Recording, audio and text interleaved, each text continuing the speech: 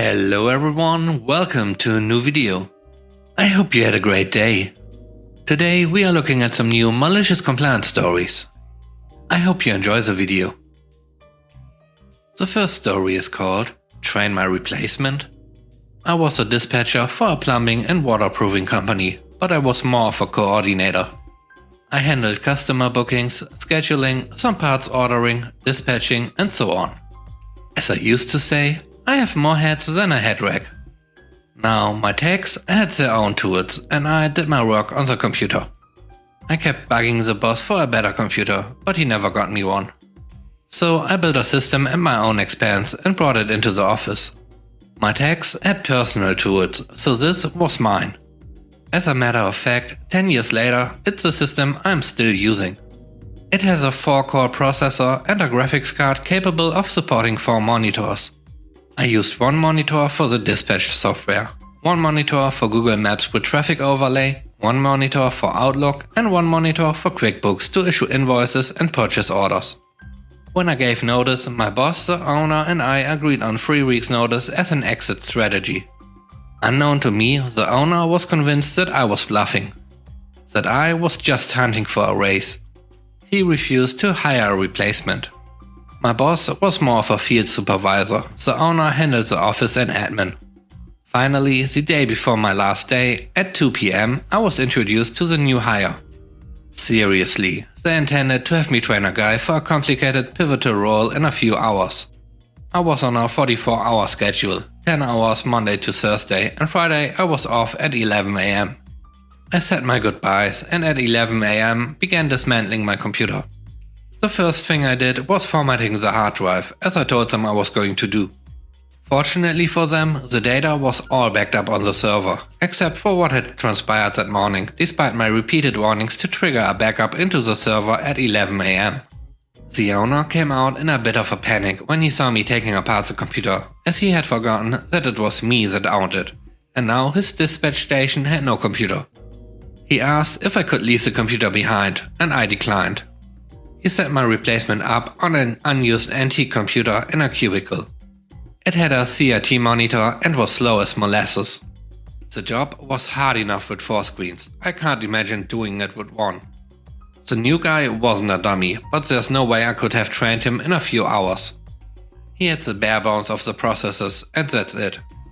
By noon I was out the door.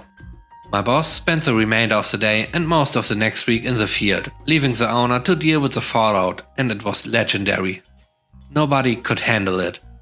The replacement quit, just never showed up on the Tuesday, and nobody else in the office could do what I was doing. He dumped purchase order generation into accounting, and they did not like the extra workload. He tried to handle scheduling and dispatching himself, and got a lot of the techs mad. The best part?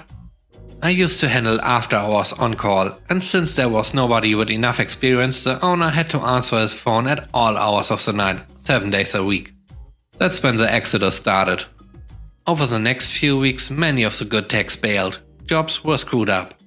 I heard that he had 2 basement waterproofing jobs, each worth 5 figures, double booked. The company hit the wall, hard. How do I know? About 3 years ago, I reached out to my boss on LinkedIn and he had moved on to another employer. He offered me a job and I took it. We get along famously and he has told me all kinds of stories about the things that hit the fan when I left. And all they had to do was buy a new computer and give me enough time to get the new guy in the groove. The next story is called Don't Mess with the Massage Therapist. So, I'm a massage therapist and I have a reputation for my firm pressure and deep tissue. Tonight I had a male client who came in and off the bat was extremely rude. He was someone I had never seen before, and from the start he felt my establishment had not met his needs. I start with the usual conversation and setup to cover our ground rules due to current health standards. I calmly explain that the rules are there for his safety as well as my own. He tolerates my going through the details, but I can just feel it is far from over. He tells me about his problems, in which I begin asking how he feels about certain areas being work that require permission. Again he cuts me off and starts telling me that I'm the therapist and should know what he needs and wants. Again I explain it's protocol for his and my safety. The jerk then goes off about it being a waste of time and that the entire spa is useless. Overall, just rude comments I finally tuned out. I can feel my blood boiling and I'm about to just refuse the service when I catch a last of what he's saying. I come in here needing a deep tissue and they give me the most timid therapist they can. You obviously have no idea nor the ability to give me the pressure I want. I take a deep breath and give him the biggest smile I can muster. I'm sorry sir, but could you tell me again what kind of pressure you wanted today? Firm and heavy. Deep tissue? Yeah, but if your hands are as soft as you look, then you probably need help. Maybe you should bring someone in with you that can show you what to do. I just smile and leave the room, informing him I would return to perform the service, giving him time to get on my table. I tell my boss what is going on and learn he was rude to the front desk staff as well. She asked me if I wish to refuse service because his behavior is unacceptable and I tell her I'll take care of it.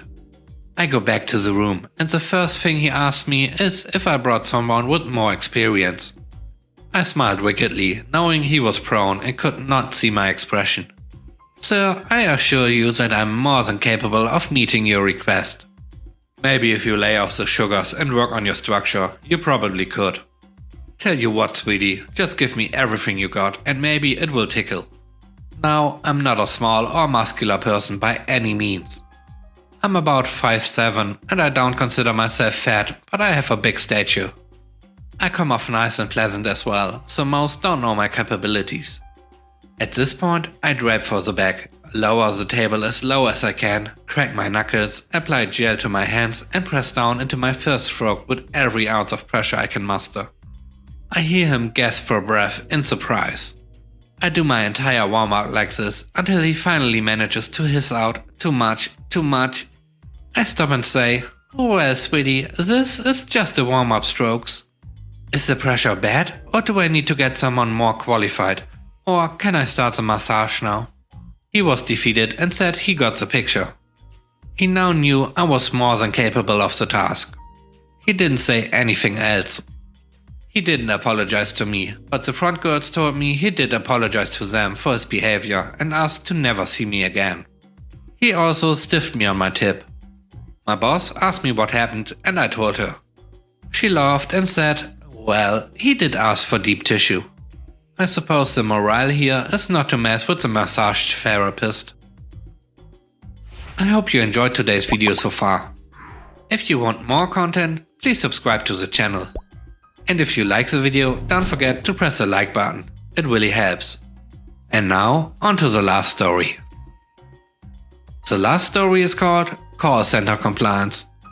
I worked in a call center for an internet service provider. One day, on a weekend, the sweet lady calls. Let's call her Susan. "Hi, my son is complaining about disconnecting internet for a few days now. I don't really understand these things, but I promised him that I will fix it. I'm calling from work. Is that going to be a problem? It's certainly easier and sometimes needed to have someone at the premises, but there's a lot of things we can do remotely from here. Let me take a look at it. I'll run a quick check." So, Susan, I do indeed see here some problems with the connection, and it seems that the only solution is to have one of our technicians stop by. Before I can do that for you, I will need to remotely reboot your modem.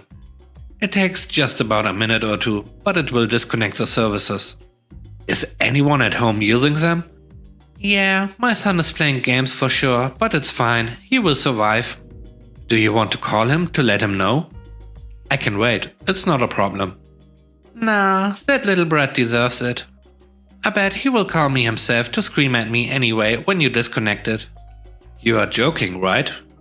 Oh, we will see. Go ahead with your restart. So, I did. And no joke, in half a minute, Susan goes, "Oh yeah, he's calling me right now. I'm going to join the calls.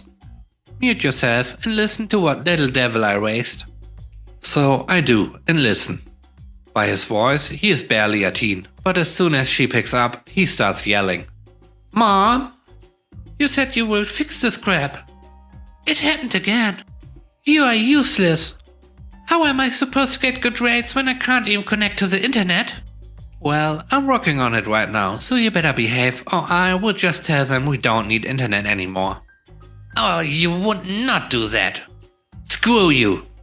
And with that, he hangs up. So, now you believe me? Yeah, I'm so sorry. That's horrible. I don't know what happened. My 2 daughters are angels. Maybe you can consider setting up some parental control on your internet. It's something our services are capable of. I can send you a link to your email so you can read up on it. Oh, that exists? That would be great. As a gamer myself that had really strict helicopter parents when it comes to computers and internet, I don't usually tell customers about parental controls. But I felt it was more than justified in this case. Susan, now that we have a technician scheduled, is there anything else I can do for you? Could you do one of those restarts again? Me, with a huge malicious smile, I can do better than that. I could push a software reload that takes 10 to 20 minutes to finish. Yes, please do that. I should be home by then and will deal with that little brat. I complied. Thanks for watching the video. I hope you enjoyed it. If you did, please consider subscribing to the channel for more content. Let me know what you think about the stories in the comment section below. Have a great day. Bye bye.